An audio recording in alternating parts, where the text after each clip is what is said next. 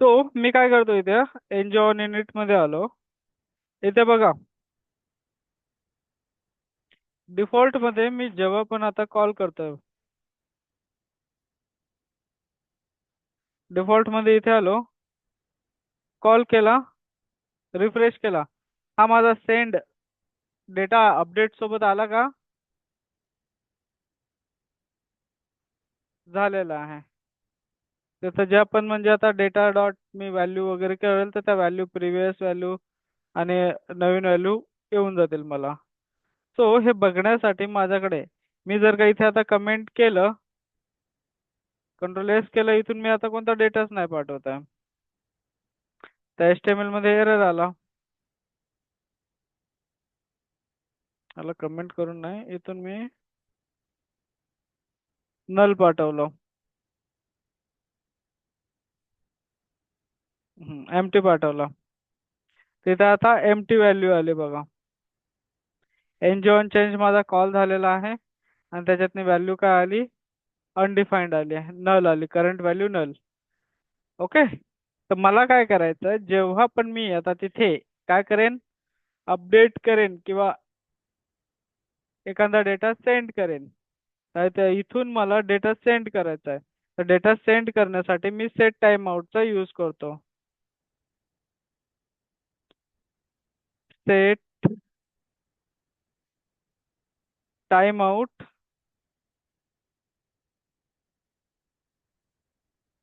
आणि याच्यातनी मला काय करायचं आहे, डेटा सेंड करायचा आहे. डेटा कोणता सेंड करायचा आहे? दिस डॉट, याला आता मला काय करायचं आहे, इथे जे आहे हे is equal to data receive from sender component. But इथे मला data send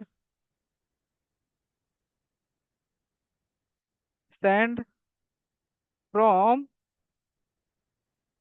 receive component after 3 second.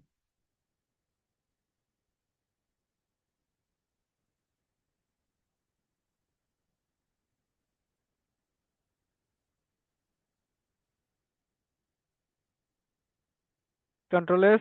नाव चेक करा. इथे आलो, झाला का कॉल? 3 सेकंड नंतर ऑटोमॅटिक कॉल झाला. अपडेट व्हॅल्यू झाली. इथं परत एकदा हे करतो आणि परत एकदा रिफ्रेश करतो. ब्लँक आहे. डेटा कॉल लगेच 3 सेकंड नंतर कॉल झाला.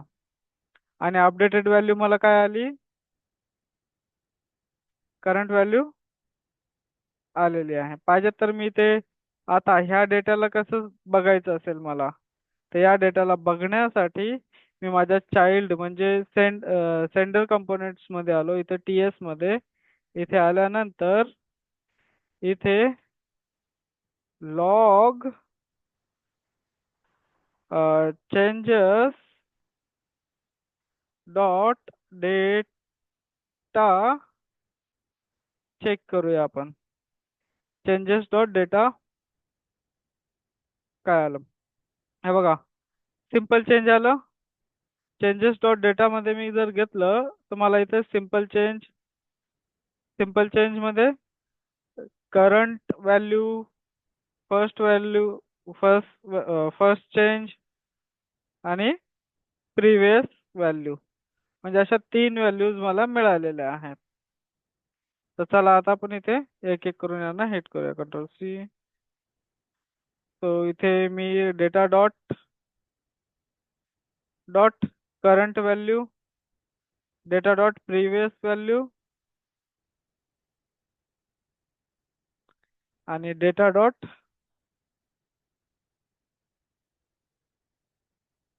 First change.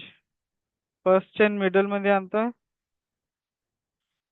आणि चेक करूया आपण ह्या सगळ्या व्हॅल्यूज मला मिळत आहेत का. हे बघा, जसं मी कंपोनेंट लोड केलं की लगेच कॉल झाला, कन्स्ट्रक्टर कॉल झाला, कन्स्ट्रक्टरच्या नंतर हे कॉल झाला.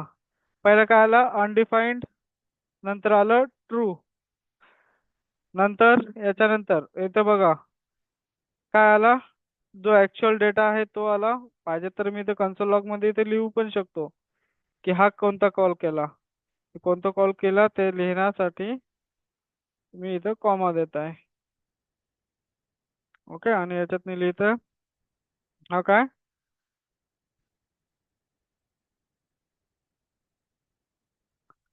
Current value,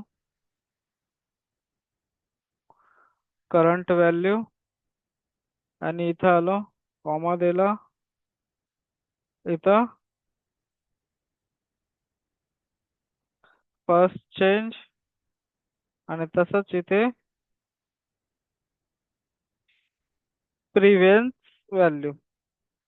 control S, check करा आता. इथे मला सगळीकडे सांगून राहिलं करंट व्हॅल्यू काहीच नाही, फर्स्ट व्हॅल्यू ट्रू आहे. म्हणजे पहिल्यांदा जेव्हा एक्झिक्यूट झाला त्यावेळेस करंट व्हॅल्यू काहीच नाही, फर्स्ट व्हॅल्यू ट्रू आला जेव्हा अपलोड झाला तेव्हा हा. त्याच्यानंतर प्रिव्हियस व्हॅल्यू अनडिफाईन्ड आली. नंतर जेव्हा मी कंपोनेंट पॅरेंट कडून सेंड डेटा केला, म्हणजे रिसिव्हर करून सेंड केलं, त्यानंतर हा एक्झिक्यूट झाला. याच्यामध्ये काय आलं, simple value change. Current value काय आली मला, जी मी ही पाठवलेली आहे, डेटा सेंड फ्रॉम 3 सेकंड. नंतर फर्स्ट व्हॅल्यू चेंज फॉल्स झाली. इथे बघा, इथे ट्रू होती, इथे फॉल्स झाली, म्हणजे ही फर्स्ट व्हॅल्यू नाहीये. त्यानंतर आलं प्रिव्हियस व्हॅल्यू. ओके, तर प्रिव्हियस व्हॅल्यू मध्ये आता एम्प्टी आहे. प्रिव्हियस व्हॅल्यू मध्ये आता अनडिफाईन्ड म्हणजे नाहीये, काहीच नाहीये त्याच्यात भरलेली आहे. तर अशा प्रकारे आपण इथे बघू शकतो. इथे बघा, तुम्हाला डेटा मध्ये गेलो, डेटा मध्ये गेल्यावर एम्प्टी आली, previous value empty, by default false. आणि इथे कारण की ही फर्स्ट व्हॅल्यू चेंज आहे का, नाही, सेकंड व्हॅल्यू चेंज आहे म्हणून इथे फॉल्स आलेला आहे. आणि जी करंट व्हॅल्यू आहे ती माझी ही आहे. क्लिअर, एनजी ऑन चेंज समजलं तुम्हाला.